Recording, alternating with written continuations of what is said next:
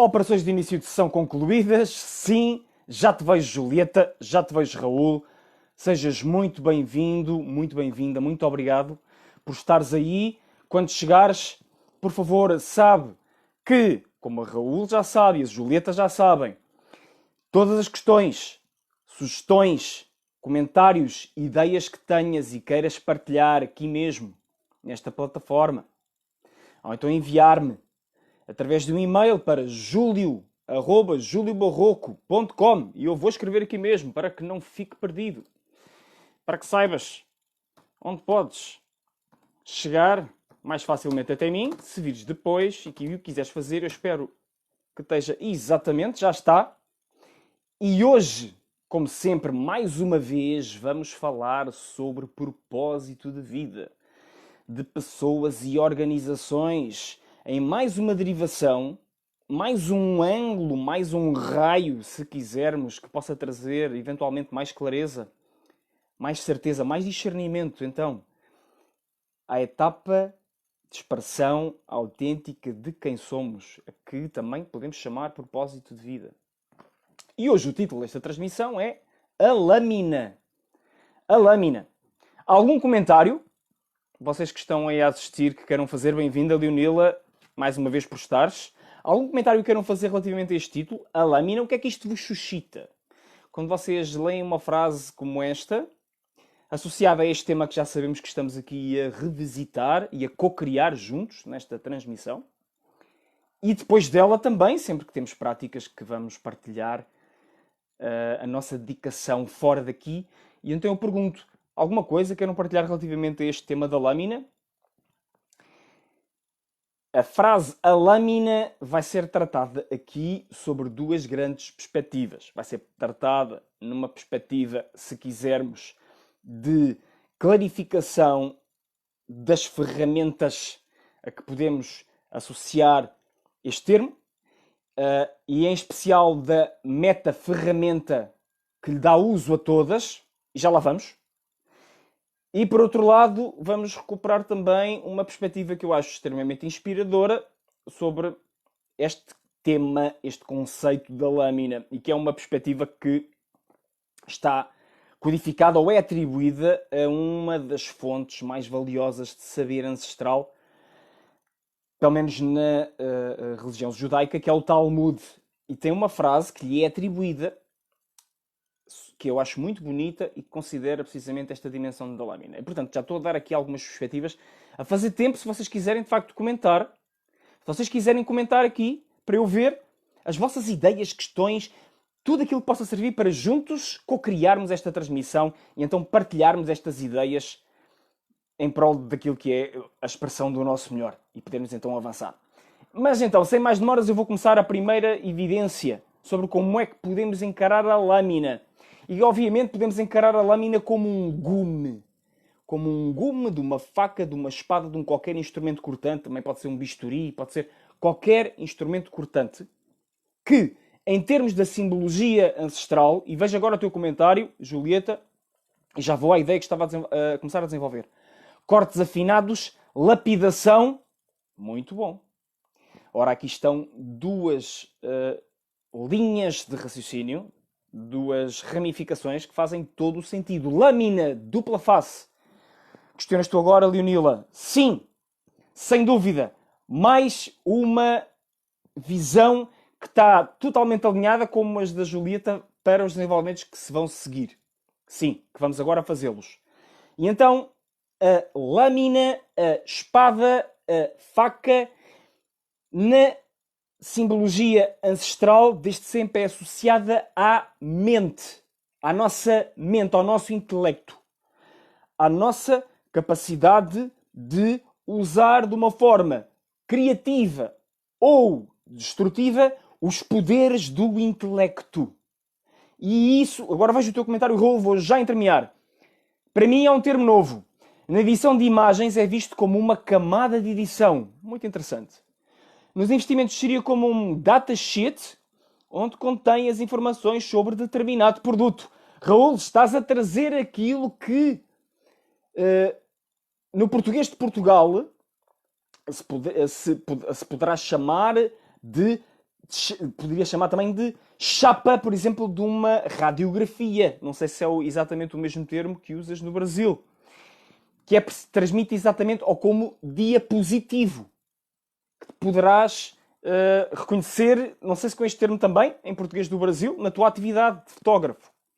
Portanto, já estamos aqui, e isto é a beleza destes momentos. Eu quero enaltecer e agradecer-vos, como é óbvio, agradecer-te, Julieta, agradecer-te, Leonila, agradecer-te, Raul, por teres comentado, por terem trazido as vossas questões, as vossas derivações, a vossa riqueza. A vossa riqueza, para podermos co-criar isto juntos, esta transmissão, este momento de clarificação que se pretende seja para todos, que está aqui a acontecer e nas quais nós somos os artífices. Obviamente eu dou a iniciativa, mas vocês também são artífices e depois, quem vir depois, tem esse valor acrescentado desta sinergia que estamos aqui a co-criar. Eu atrevo-me a dizer até deste mastermind, mesmo que possa estar circunscrito ao momento da transmissão. Continuando. A nossa capacidade de usar a nossa mente, então, pode discernir-se em dois grandes polos, uma capacidade criativa e uma capacidade destrutiva. E quando nós usamos a espada, a mente, a lâmina, que como a Leonila muito bem disse, tem dupla face, ela pode servir para criar ou pode servir para destruir, e o que define precisamente o impacto, o resultado do uso da mente é a mestria, o discernimento do utilizador, de cada um de nós. E, portanto, quando nós estamos a usar a nossa mente, devemos ter a noção de que a mente é fundamentalmente um instrumento cortante, um instrumento que perfura, é um instrumento que faz avançar, ajuda a avançar, é um instrumento que também serve para lapidar, como disse a Julieta, é um instrumento que serve para afinar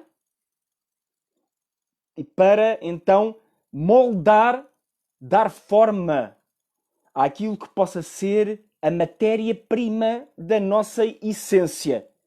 Tudo aquilo que já falámos ao longo de outras transmissões e que podes e deves ir consultar essas mesmas transmissões. São várias, mas se quiseres, então, vais olhando para os títulos e tentas ver o que é que faça mais sentido ativares para ti agora e complementares então esta noção. E que tem a ver com isto. Nós então temos toda essa base de capacidades, de competências, de talentos e até dons. Certo? E sabemos que temos todo um conjunto de outros sinais que nos encaminham para o usufruto então dessas expressões autênticas com várias formulações distintas e com várias conceptualizações distintas. E podemos falar em interesses, podemos falar em talentos, podemos falar em paixões, podemos falar em inclinações, atrações, tendências, pensamentos repetidos que nos ocorrem à mente sobre um determinado tipo de participação que podíamos ter no contexto A, na situação B, com o grupo de pessoas C. E então, todo esse material, toda essa matéria-prima, através da nossa faculdade mental, pode ser modelada, criada em prol daquilo que verdadeiramente será mais uma evidência de expressarmos criativamente aquilo que somos, o nosso propósito.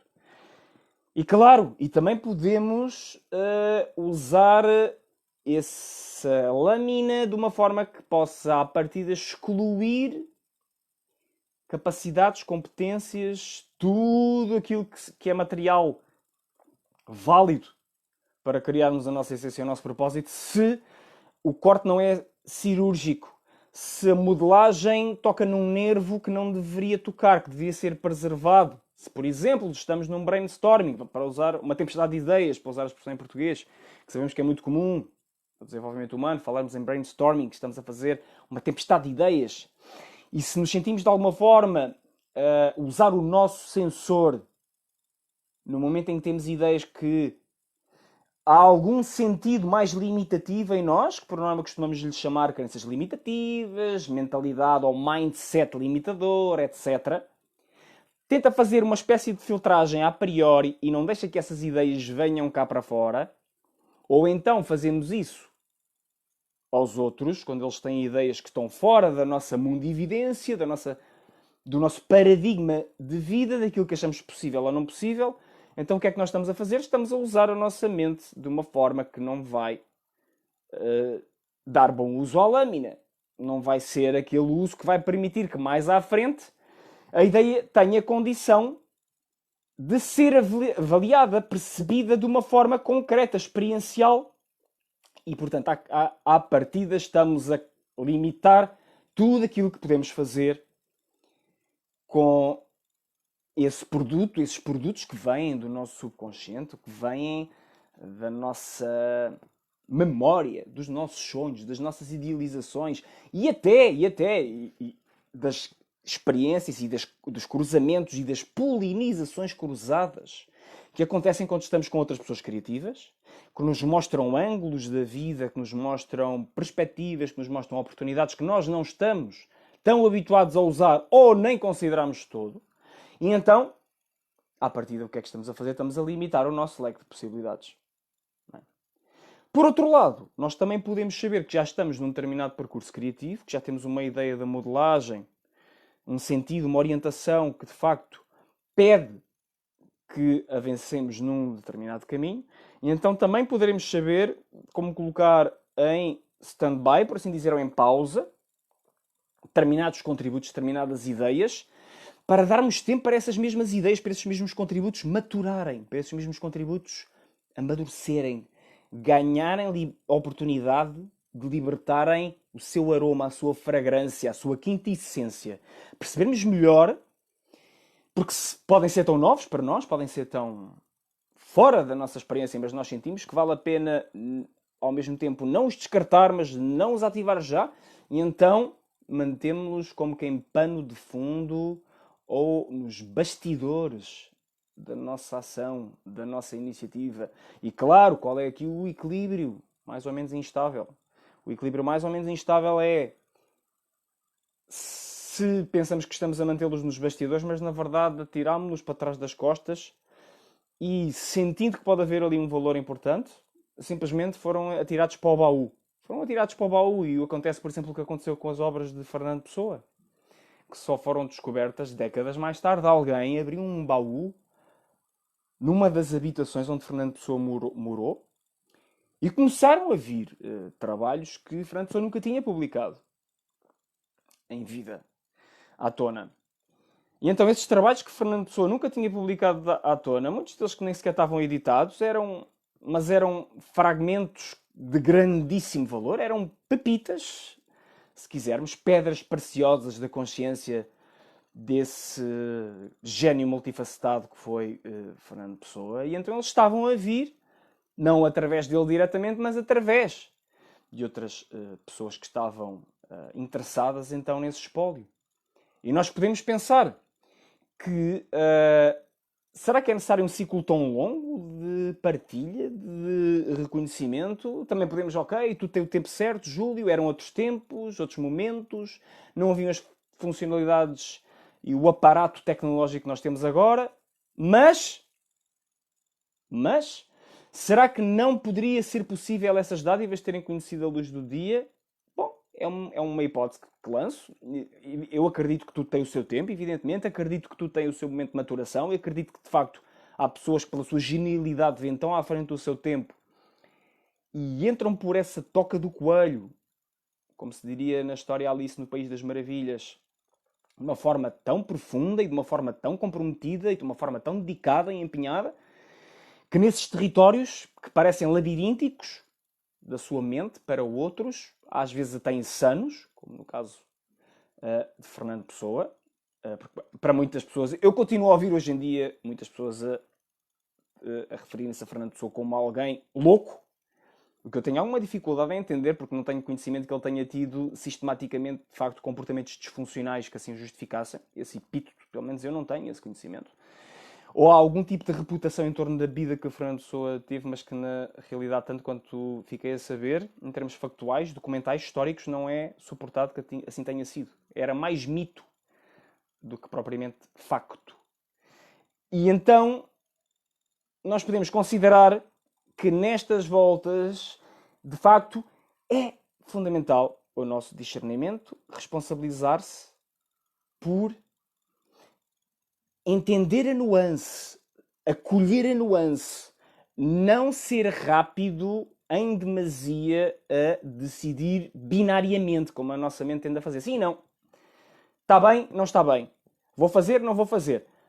Tentar introduzir algumas nuances nesse processo e tentar nos dar ao trabalho de ter a paciência, muitas das vezes, de entender como é que podemos começar a usar esse tipo de escolhas de vida para lidarmos precisamente com esse material criativo e autêntico que nos vem. Porque a nossa vida pode não estar preparada no momento em que ele nos vem para lidarmos com esse material. E podemos ter de considerar pelo menos a possibilidade de termos de tomar decisões intermédias que permitam que esse material então seja assimilado no seu tempo para que haja uma digestão. Certo? E portanto, nós temos aqui, eu penso, não sei se tem alguma questão, algum contributo adicional que queiram colocar, faça isto está a ser dito, alguma ideia. Veja agora o teu comentário, Leonila.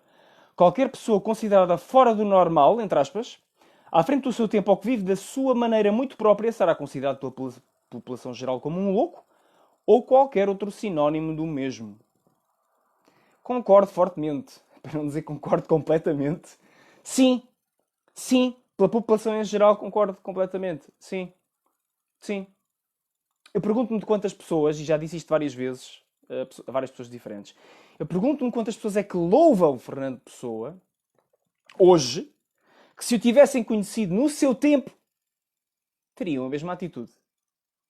Eu pergunto-me quantas pessoas, além, obviamente, de quantas pessoas louvam Fernando Pessoa, que de facto leram Fernando Pessoa, que conhecem a história de Fernando Pessoa, que conhecem o que é que Fernando Pessoa defendia e a sua maneira de viver, certo? Mas evidentemente que sim. E quem diz Fernando Pessoa diz outras pessoas.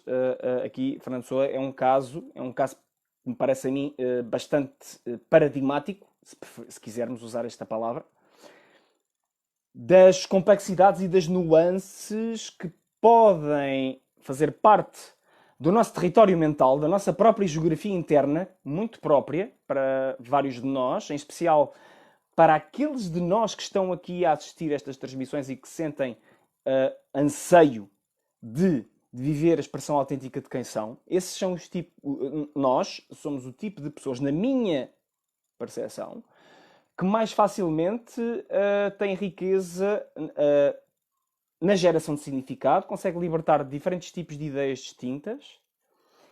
E é importante não invalidar esse processo com o feedback, com o retorno, se quisermos, com as ideias mais ou menos feitas, que possamos ouvir mais ou menos de incentivo ou desincentivo, ou o contrário. Não é? E, portanto, eu a este nível depois introduzia a outra ideia que me ocorre partilhar convosco aqui a nível da lâmina, que é a ideia defendida, ou pelo menos atribuída ao Talmud, que é, então, essa obra judaica, que em importância é secundária face à Bíblia e paralela à Tora, enquanto livro sagrado. E é atribuída a esta obra a seguinte ideia. A ideia que cada lâmina de erva, estamos agora a falar de erva, tem junto a si um anjo que se inclina na sua direção e lhe sussurra repetidamente: cresce, cresce, cresce. Você já viste esta... Tu que estás a assistir, queres partilhar aí nos comentários, já viste esta frase alguma vez? É uma frase que já vi aparecer algumas vezes em posts de redes sociais. E procurei, e já agora um parênteses, procurei validar a atribuição da frase no Talmud, procurei encontrá-la mesmo no Talmud, porque tenho aqui, ali em cima, tenho uma edição do Talmud, da Penguin Classics, mas tive dificuldade em encontrar. E, entretanto, vi também uma alternativa de que faria parte de um outro livro judaico que não consta do Talmud, mas não consegui encontrar a referenciação exata. Seja como seja, seja qual seja o livro, eu tenho esta vontade, esta necessidade, às vezes um pouco excessiva, confesso, fazer atribuições e citações exatas, aqui não consegui, por isso faço esta ressalva. Eu acho lindíssimo sabermos que esta ideia se pode transferir para nós. Se até a lâmina de uma erva tem um anjo específico associado para que ela cresça. Um anjo é uma força da natureza, é uma força biopsíquica sem materialização humana, que faz parte do reino natural e que contribui nessa criação das formas de vida. Não é o que nós fazemos também, humanos? Eu acho que sim, é o que nós humanos também fazemos. E portanto é muito bonito entendermos que a nossa própria lâmina, no sentido não metálico e não humano, lá está, mas usamos esse termo para uma formação vegetal. E nota bem, esta formação vegetal está rodeada de outras muito semelhantes. É muito difícil encontrarmos uma lâmina de erva isolada. Alguma vez encontraste alguma lâmina de erva isolada? Eu, mais que me recordo, é haver um ou outro broto, mas que está acompanhado por alguns que lá estão perto. Mas quase impreterivelmente há uma vasta extensão de outras lâminas de erva. Portanto, é um acompanhamento imenso, incrível. E, no entanto, todas têm direito ao seu anjo pessoal, por assim dizer, ou individual, porque não são pessoas, a incentivar-se, a inclinar-se. Nota que a frase diz inclinar-se na direção da lâmina e incentiva a crescer. Cresce, cresce, cresce. Acho que é uma forma lindíssima de ilustrar que a vida nos incentiva com todas as suas forças, por mais pequenos, por mais minúsculos, por mais insignificantes que nos possamos sentir, a crescermos o mais que nos seja possível e então a confiarmos nessas forças que querem que nós cresçamos. E então talvez possamos retirar algumas ervas daninhas que possam limitar a nossa própria lâmina de erva nesse seu processo de crescimento. E eu acredito profundamente, e penso que já te transmiti isto, que o jogo do propósito é fundamentalmente um jogo de retirar mais até do que acrescentar. É um jogo de retirar os obstáculos, as barreiras, as limitações, as grilhetas, as prisões que impedem então a tua expressão autêntica e criativa de quem és de vir à tona e deixar que cresça. E neste mesmo processo, para usar também, e nós sabemos que as lâminas podem precisar de ser aparadas, lá está, com outras lâminas, as tais metálicas, que os humanos usam, para então essa poda lhe trazer força e lhe conferir a orientação da energia para os caminhos que possam levar à sua fruição. E aí, claro, estamos a usar o melhor do discernimento humano para permitirmos então que essa força natural emerge e se canaliza através de nós nas formas mais eficientes e também eficazes para que possamos pôr cá para fora. Então, essa magia de quem somos, essa magia que é indissociável de qualquer pessoa que irrevogavelmente se tenha comprometido com viver a sua dimensão autêntica,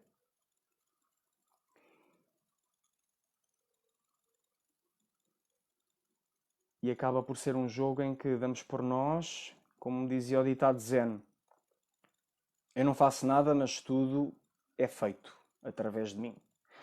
E essa ideia, nós vemos essa ideia repetida no Oriente, no Ocidente, em todas as grandes tradições. É uma ideia que é um pouco alheia a esta mentalidade que nós temos moderna na sociedade de forçar, estabelecer prazos, às vezes prematuros, de forçar as gestações, de termos projetos, entre aspas, de aviário, porque somos pressionados por pessoas que não entendem aquilo que nós estamos a fazer. Nós que vivemos o nosso propósito sabemos como isso pode ser tão claro e tão evidente e tão decisivo, e sentir essa pressão também para mostrar os resultados daquilo que andamos a fazer, porque é importante que pessoas que são próximas de nós tenham determinado tipo de conhecimentos ou não sobre isso. Veja agora o teu comentário, Leonila. Diria ultrapassar mais do que retirar os obstáculos. Não é questão de ativamente pegar, tirar, por longe, entre aspas. É mais ultrapassar sem que nos acompanhe ou atinja. Concordo com esta tua complementaridade. Eu estava a pensar num tipo de obstáculos muito específico. Aquele tipo de obstáculo específico de retirar, que é o obstáculo que eu chamaria o obstáculo tóxico. E, portanto, poderíamos pensar que um obstáculo ou aquele tipo de limitação que eu estava a definir, se levasse o rótulo tóxico, eu considero que será mesmo de retirar. E obviamente nesse processo estamos a crescer e nós sabemos que a vida vai sempre trazer-nos obstáculos e que se, não sei se concordas, quando subimos ou atualizamos o jogo da vida, desafios nesse mesmo nível, diferente do jogo, que esperamos que seja superior em qualidade, em eficácia, em resultados, em capacidade de servir. Então esses desafios vêm em crescendo também. Em crescendo também. Portanto, mais qualidade, mais soluções, mais desafios. Não sei se faz sentido. Concordo em pleno com a tua observação. Trago então essa nuance sobre aquilo que eu considero que seja de retirar. E depois, é claro, eu sou um fã pessoal, pela minha própria inclinação, da simplificação e do foco. Paradoxalmente, considerando a malha de interligações e interconexões que esteja a ocorrer, ou seja, relevante considerar nessa focalização que está a haver. Isto pode parecer um paradoxo, não é? Que é conseguirmos ver todo um conjunto, toda uma teia, toda uma malha que se interliga e contribui para essa focalização, mas ao mesmo tempo procurar estar de facto focado e simplificar o mais possível a atenção, o tempo, a energia e os recursos para conseguir então concentrar a energia e libertar o máximo de potencial disso. Se faz sentido. Se faz sentido. Para mim faz todo o sentido. É uma das coisas que eu considero absolutamente mais decisivas para podermos libertar a nossa expressão autêntica em níveis cada vez mais avançados, é a capacidade de concentração de energias de uma forma que simultaneamente não seja demasiado simplificadora, que também podemos chamar simplória. É uma dança, uma aprendizagem constante e permanente na vida, fazermos uma revisão dos sacrifícios que fazemos em prol dos ganhos que pretendemos obter e que depois vamos obtendo, e fazer essa dança permanente entre investimentos, ganhos, e ir fluindo nesse processo para que a nossa mente, e esta é uma ideia fundamental, que eu considero absolutamente decisiva aqui nesta transmissão, para que a nossa mente esteja ao serviço das dimensões que a transcendem, a nossa mente estar ao serviço das dimensões que a transcendem, a nossa mente ser a serva, ser a obediente, que resolve os problemas, que abre os caminhos, que prepara o tabuleiro de jogo, se quisermos, para que possamos fluir na dimensão que está além da mente. Faz sentido? E que possa haver então essa conexão integral entre tudo aquilo que nos constitui. Porque nós somos seres com um corpo, com emoções, com uma mente e com uma alma, com um espírito. E há tantas e tantas diferenciações diferentes pelas quais nós podemos considerar a nossa forma de estar. Há diferenciações que dividem o ser humano em 7, outras dividem o ser humano em 12, outras dividem em 5, outras dividem em 4, outras em 3 e em 2, em 1. Princípio da unidade. Somos todos um. E consoante as nossas necessidades, consoante as nossas focalizações num determinado momento, as perspectivas, os ângulos que estamos a considerar, todas podem ou não ser válidas. É claro. É claro, o segredo está na sabedoria, no discernimento de saber qual ou quais é que fazem sentido num determinado momento para fazermos aquilo que se pede e não mais nem menos aquilo que se pede. É uma aprendizagem de vida, eu acredito.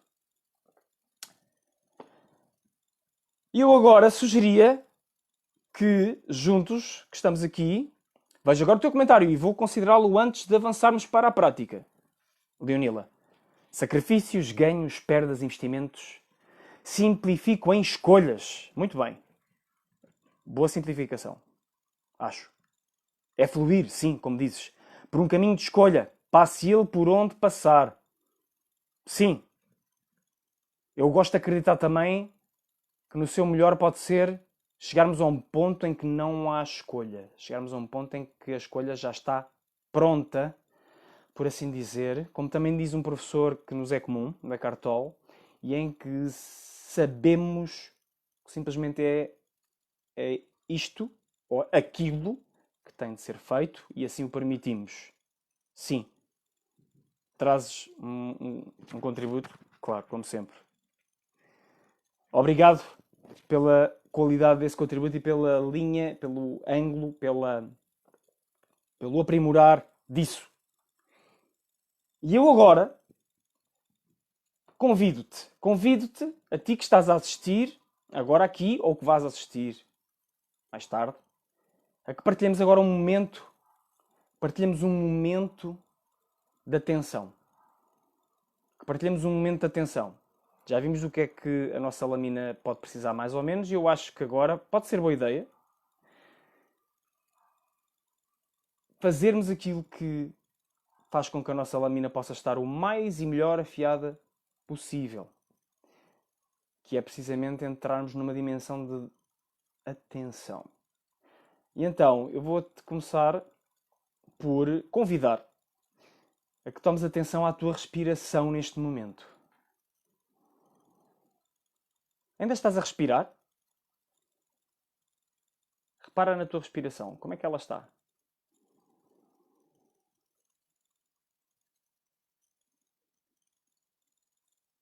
E assim que começaste a notar a tua respiração, podes ter sentido naturalmente a necessidade de que ela seja mais profunda. E então deixas naturalmente que isso aconteça.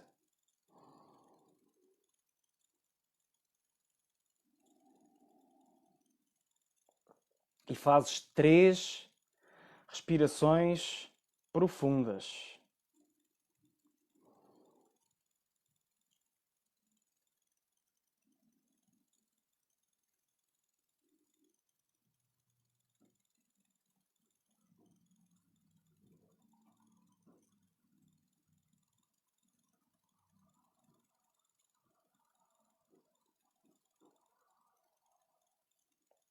E mantiveste, ou manterás, quando voltares a repetir esta prática para manteres a tua lâmina mental bem afiada, ao longo do teu dia e em especial ao levantar e ao deitar.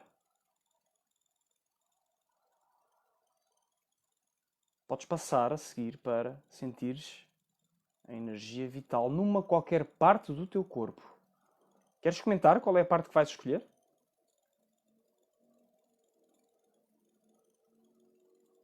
Eu já vou comentar qual foi a parte que eu escolhi.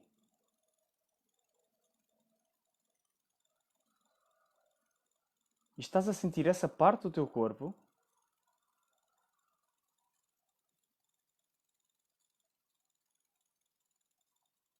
e estás a perceber, não a pensar, estás a perceber como é que está a tua energia vital aí. Está viva essa parte? O que é que se passa energeticamente aí? Tem vitalidade? Sentes essa vitalidade? Ou achas que poderia estar mais energizada?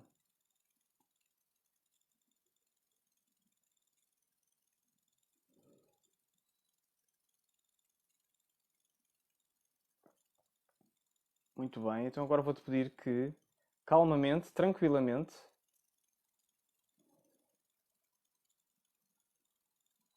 alastres a atenção ao resto do teu corpo. E se facilitar, imagina que na zona do teu plexo solar, que é a parte superior do teu estômago, caso tenhas necessidade de um apontamento de localização, tens um sol nessa mesma zona. E esse sol vai-se alargando ao resto do teu corpo. É uma energia quente, mas boa, agradável. Sim. E vai-se ampliando, ampliando, ampliando. E agora imagina que abres os braços e as pernas como se fosse o homem de Vitrúvio de Leonardo da Vinci. E no momento em que esse sol tocar nas tuas extremidades, de pés e mãos, ficas 10 segundos nessa posição, a sentir então essa boa energia morna, quente, saudável, a nutrir-te. O sol é vida, dá vida a este planeta, dá vida a este sistema que rege.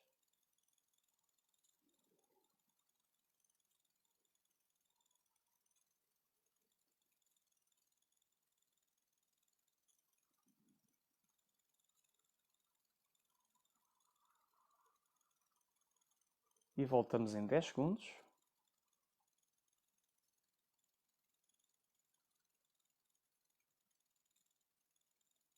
Podes regressar a atenção na tua respiração, se por acaso a perdeste. Pode acontecer, não tem qualquer problema. E estamos de volta. Coração e mãos, Leonila, obrigado por partilhares. No meu caso foi perna. E eu estava a sentir que a minha perna, aproveito para partilhar, não estava devidamente apoiada. Vê só. Portanto, eu estou aqui a fazer uma transmissão sobre que está a trazer-te práticas sobre atenção plena e reparei, a minha perna não está tão bem apoiada como poderia estar. E o que é que reparei? Reparei que a zona onde eu estava a colocar a atenção na minha perna, perna direita, Rulo, obrigado. A minha era a perna esquerda. Estava um tanto ou quanto dormente, parecia-me a mim. E, portanto, eu com a minha atenção consciente, senti o pescoço e o batimento cardíaco. Acrescentas tu, Julieta. Perfeito. Muito bem. Obrigado pelos vossos comentários. Nesta prática, então, estava a canalizar atenção para aquela zona da perna que tradicionalmente chamamos canela. E neste processo, literalmente, facilitado também pelo facto de estarmos a partilhar esta prática aqui em direto, e acreditem que tem efeitos energéticos reais, sim. É por esse motivo que é feita. Em segundos, reativei esta zona ao nível da sensação energética muscular ali. E portanto, eu não sei se foi isto que aconteceu contigo ou não, mas e neste momento eu pergunto, a ti que acabaste de fazer o exercício, não sentes que de alguma forma a tua mente perdeu alguma tração neste momento, que ganhou alguma calma, que a tua lâmina, que a tua espada mental, que é a grande simbologia que nós vimos, para o discernimento, para o intelecto humano, que talvez agora tenha outra vez capacidade para fazer outro tipo de movimentos mais cirúrgicos, com mais qualidade, com mais criatividade, com mais competência, mestria até. Porque podes já ter proficiência num determinado campo de atividade ao qual te dedicas, e quando a tua mente fica mais serena e mais tranquila depois de uma prática como esta, o que acontece é que tu notas que tens claramente um gás diferente, para usar uma expressão coloquial. Estás com aquele extra que pode dar qualidade àquilo que tu vais fazer. Agora, aquela ideia, aquela decisão que tu queres tomar, aquela clarificação que queres obter. E, portanto, fazer isto com alguma recorrência ao longo do dia, sempre que sentimos que estamos mais acelerados, mais desconectados, a ser solicitados em múltiplas frentes, que nós sabemos como é que é a vida moderna, temos de tratar de várias coisas, entretanto, recebemos mensagens no telemóvel, notificações das redes sociais ou do e-mail, e podemos, entretanto, sentir que, meu Deus, eu já estou aqui nesse momento, se investires alguns segundos, o ideal é 1 minuto, da tua atenção, a fazer uma prática como esta, pode valer-te pela vida. A mim vale, e não sou o único, porque cada vez mais é do conhecimento geral, inclusive em áreas que tipicamente são muito associadas a desempenho hardcore, por assim dizer, nomeadamente, desporto, negócios, empreendedorismo, investimentos, etc., cada vez mais é ponto assente para os melhores executantes destas áreas que este tipo de práticas de atenção plena amplificam a nossa capacidade de dar as melhores respostas que a vida nos está a pedir num determinado momento. Ou, para ser mais específica, a situação de vida em que nos encontramos e que estamos a partilhar com outros, eventualmente mais sós ou mais em contexto de grupo, dependendo da nossa rotina diária, do nosso contexto de viver, do nosso ambiente. Mas é isto. Portanto, a grande mensagem com que eu gostava de fechar e deixar esta transmissão para, então, irmos colocar em prática aquilo que fizer sentido agora para nós, aquilo que tiver emergido como fazendo mais sentido, é como é que nós podemos usar melhor a nossa mente, o nosso discernimento para crescermos, sim, com o melhor da expressão natural daquilo que nós somos. Se até as ervas têm direito a ter um anjinho, ou um anjo, para não usar o diminutivo, junto a elas, a incentivá-las para crescer, crescer, crescer. Até nós temos. Então nós não temos direito a isso? Claro que temos. E já falámos noutras transmissões sobre isso. Sim, já falei. Convido-te a descobrires, eventualmente, qual ou quais é que possam ser essas transmissões que eu falei. Claro, podes enviar-me uma mensagem também, se quiseres uma resposta, ou deixares um comentário na plataforma, ou vê um comentário que eu já fiz nesta plataforma sobre qual é o meu e-mail. Sim, mas eu vou voltar a repetir, porque há plataformas em que não posso comentar e vou repetir que é julio@juliobarroco.com. E se não há mais comentários, partilhas que queiras fazer. Por hoje, por agora, é tudo. Muito, muito obrigado mais uma vez por estares presente, por todo o teu contributo, em especial a ti, Julieta, a ti, Leonila, contributos excelentes vossos, e a ti, Raul, pela tua participação, pela tua presença mais uma vez, e a ti que assististe, mas que possas não ter sentido à vontade para participar, mas que estás comprometida ou comprometido com o teu propósito, a ti digo-te, estás de parabéns. Sim, porque nós precisamos de ti.